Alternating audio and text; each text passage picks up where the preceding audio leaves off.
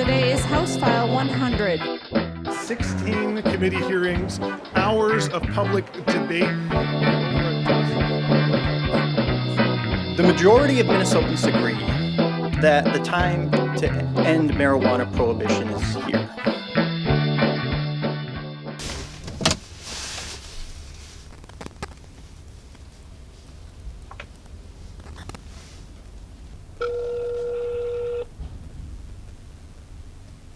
All right, so there are some regulations for this new law passed for recreational marijuana, and they include some measure that prohibits like a restriction on municipal and county entities for permits and sales as far as a population count and how many people can apply. In other words, they can't be turned away if they have like what is it, 1 in 12.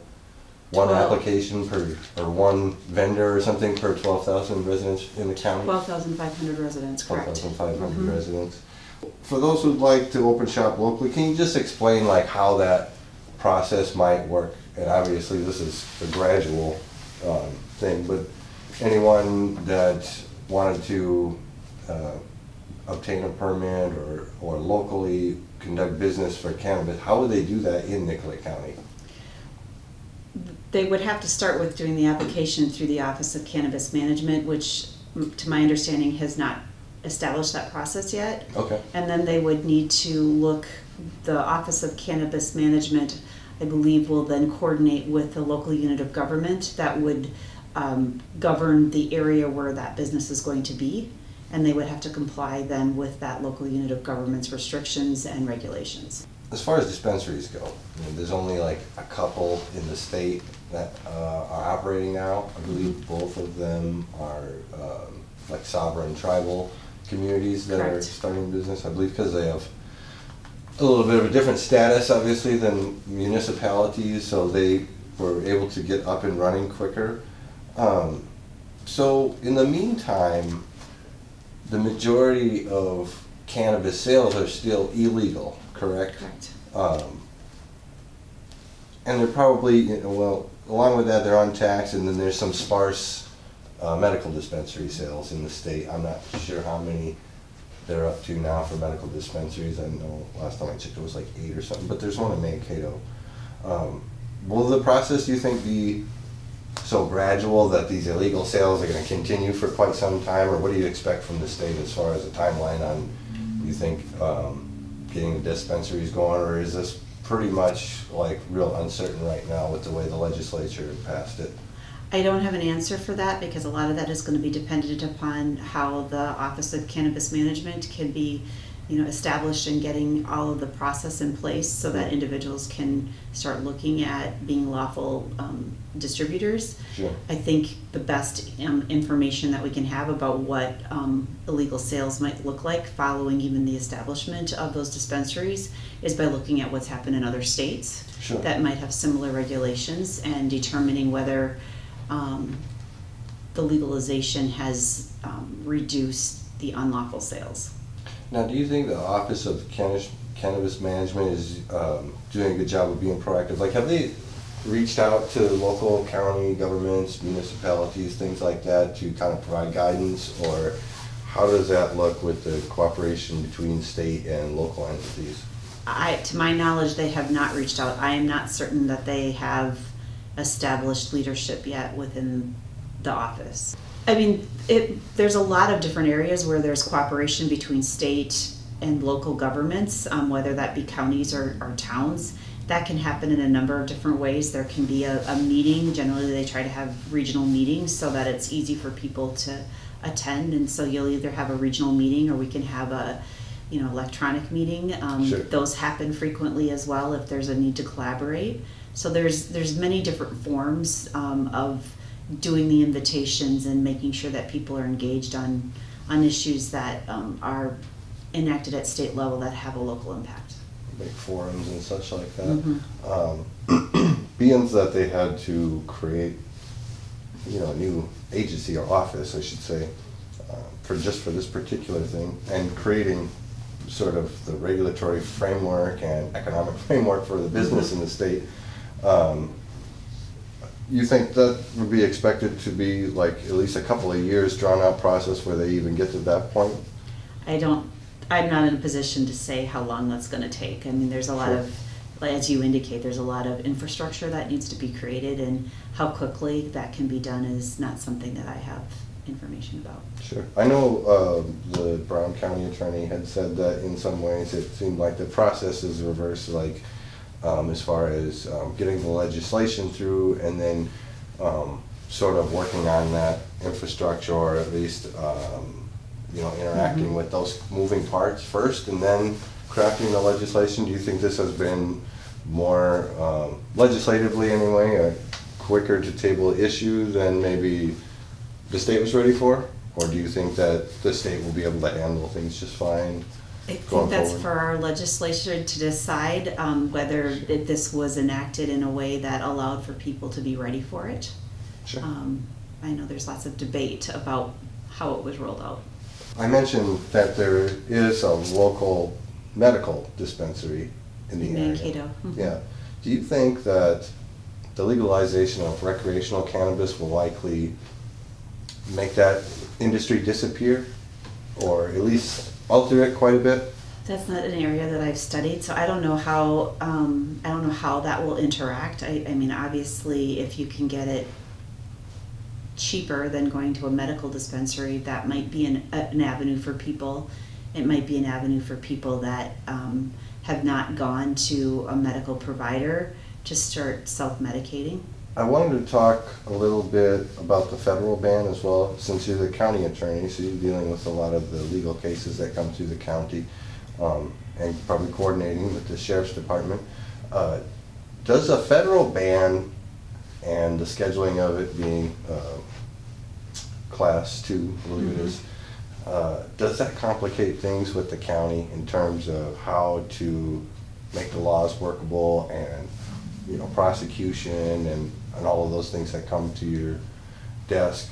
Will the federal ban make it complicated as far as state law is concerned for what you do at the county? I don't have the authority to prosecute any federal violations. Sure. I only have the authority to prosecute state violations. It does create a conflict when there is some direct conflict between federal law and state law.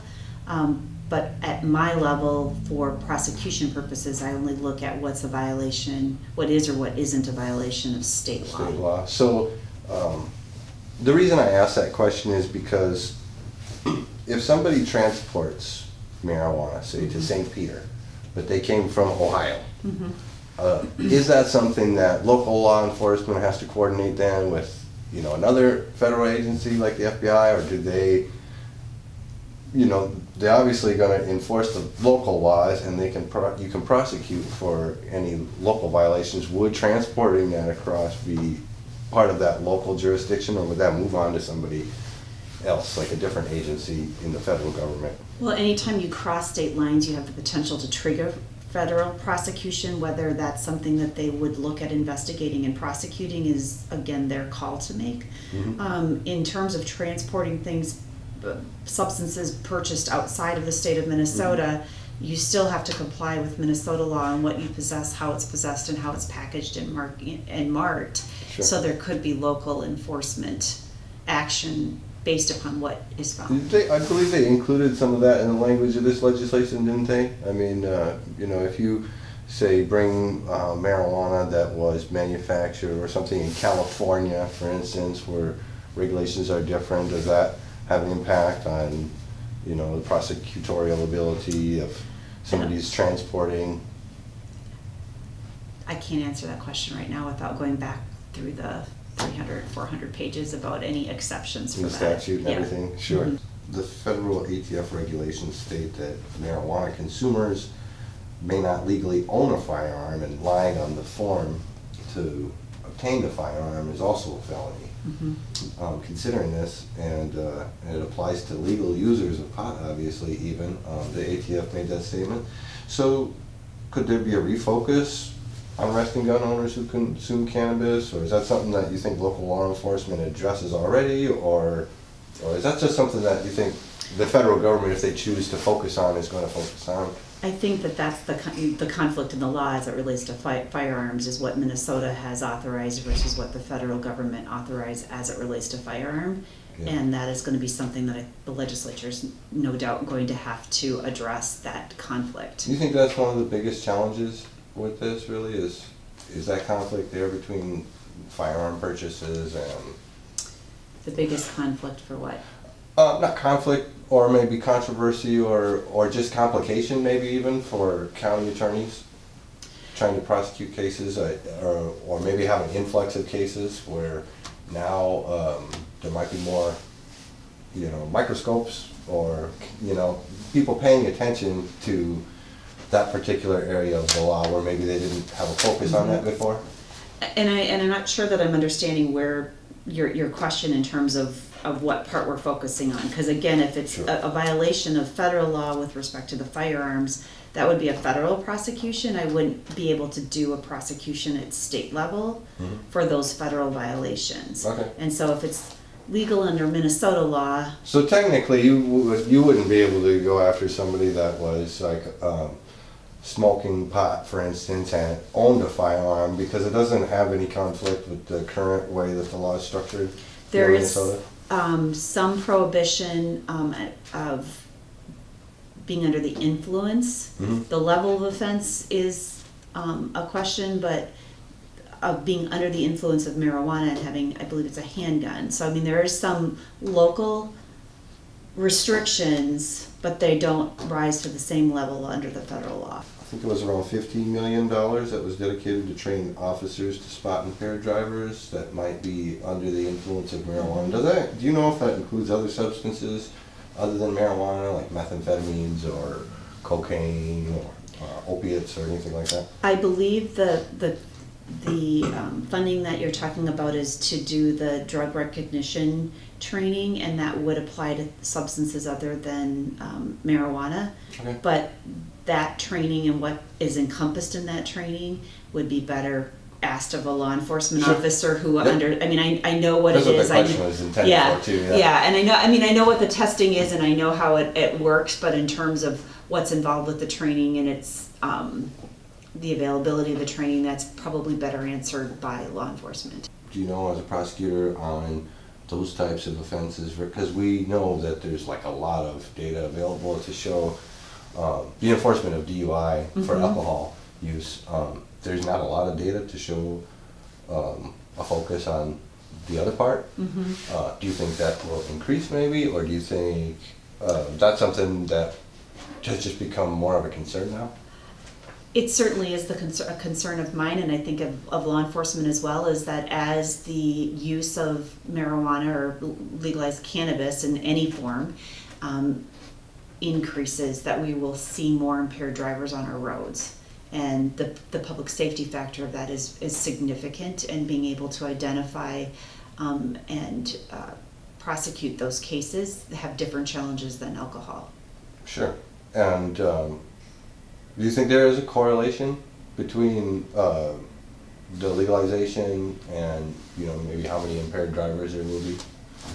I think it'll increase, think it'll and increase? I Okay. think if you look at the data from other states, that's my understanding as well, is that once it was legalized, there was an increase in the prevalence of under people driving under the influence of cannabis. Okay. Do you know how they determined that? Or? I don't. I just know the data that I've seen from other states that have legalized cannabis, that they've seen that increase. Okay. Which states were those? Do you know? A number of them. I mean, I know I've seen data specifically from Colorado. Colorado. Okay. Mhm. I was thinking that might be one.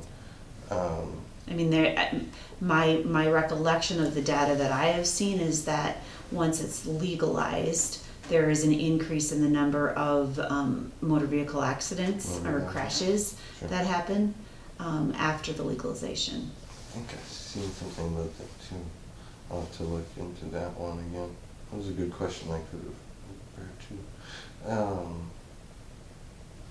Do you think with the change in legislation there will be any change to the financial aspect of this, whether it relates to courts or prosecutors' offices or anything like that? Is there anything that changes in regard to the policies that you create for enforcement? Like, You said financial changes. I'm not Yeah. really sure if I'm following your question. well, some people would say that, you know, the state might have a financial incentive now to tax the product, and others say that there was a financial incentive before to prosecute drug cases for law enforcement purposes, raising funds, things like that, civil seizures. Do you think that that is a factor that plays a role in county attorneys' offices here or anywhere else? It didn't ever play a factor in my decision Sure. to prosecute. Sure. I don't see a financial, I mean, I understand the forfeiture part of it, but most of our cases don't involve Don't involve forfeiture. forfeiture. So there's not a financial gain for a prosecutor's office to prosecute drug So cases. it doesn't affect Nicollet County one way or the other on that side of things? Like, in other words, there's not gonna be a shortfall of funding for hiring people or buying equipment or anything like that as a result of the legislation? I'm not sure I completely understand your question. What I anticipate happening is that there might be other demands on prosecutors' offices in terms of the impact of the legalization, such as increased chemical dependency, increased child protection, increased mental health. So there's going to be a financial impact as a Do you result. foresee a financial impact on some of the other county services then? Yes. Okay. I mean, I think that's what's being discussed Being discussed. by counties is what impact it might have on the counties. And again, that's driven by research and data from other states that have gone through the legalization process. So is there an estimated impact that they might be expecting? I don't have that Certain data. figure or anything like that? I don't have Okay. that data, but Or- I mean, I want to be just very clear that we've never had a financial benefit of prosecuting a case before or now. Sure. So nothing as far as finances really impacts this one way or the other for Nicollet County. There wouldn't be any difference, you know, in what revenues come in to the courts or to the system of Nicollet County in that regard? Or is it just something you might not have the data for? Do they keep track of that data? Well, the county doesn't get direct revenue Sure. other than forfeitures Right. from, I mean, there's fines and fees, but those are state fine and fees that go to Sure. the state if there's a prosecution and those fees are assessed. The only potential. I'm also thinking about like human resources wise, you know, when, let's say you have like a lot of crime, right? You might need to hire more officers. Correct. So that's kind of what I'm wondering, you know, if the number of administrative or even, you know, citations, street citations go down, does that have an impact on the budget for some of these offices, whether it be sheriffs or, you guys don't work with local police really, but I think Well, we do. you I do mean, in terms of coordination, right? But the funding is a little bit different as far as I understand between kind of like sheriff's department and the police department and how they operate. Sure, so the sheriff's office is funded through county funding, and then police department is funded through city funding, but we prosecute cases that are most gross misdemeanors and felonies that happen within city limits. Right, yeah, like if like you get busted for drugs or something in the city of St. Peter, that would be the county administering the legal part of that when it goes to court and everything, right? Correct, as long as it's a felony level drug offense, then it would come to the county, correct. Sure. But you don't anticipate any of this having any impact one way or the other on human resources or resources at the county level or revenues that come in, because as you said, the county itself doesn't really deal with anything other than forfeitures? So I'm not sure if I'm understanding, so let me see if I understand the question. Yeah, we could break it down in parcels. So in terms of the legalization of cannabis, there isn't an incentive to do prosecution or to not do prosecution of those crimes. The impact that it might have on other aspects of county government are yet to be seen Yet to be determined. as a result of the legalization. the concern that is articulated by individuals talking about it at a county level is there going to be an increase in mental health, chemical dependency, child protection, and other services to individuals who may become addicted to cannabis and or other substances. I mean, I think your question about impact on personnel and things is better geared toward law enforcement. Yeah, they might even have more of the data even too, because I don't know that that's really been studied even. And of course, the law just passed in August, so how much data Correct. could you really Right. collect in And- that time? I mean, I think, a lot of the decisions are informed by what's happened in other states, which becomes difficult because every state has gone through the legalization process differently and or developed different laws and local regulations. And so we can be informed by those processes, but it's not necessarily going to be a direct correlation. Is there any other way that the county's just preparing for these changes and moving away from cannabis prohibition, or is there anything you guys are doing, having meetings, just discussing the changes, or is it just kind of like examination process right now? I think we're still in the examination process about what's best to respond to the legalization locally. So those conversations are ongoing. Okay. And I imagine that there was several conversations even before the August 1st and before the Correct. legislation came through. The legislation actually itself passed in July, right? Yes. And then took Yep. effect in August, is that right? Correct, yep. Okay. So imagine there was some discussion already and agencies were planning, particularly law enforcement and your office were trying to Yes. just maybe get a glimpse of what the law actually looks like, how to interpret it, things like that. Right, we had to wait to see what the language is, Mhm. or was, when it was passed. Thanks very much, Michelle. It was a All right, pleasure thank you. speaking with you.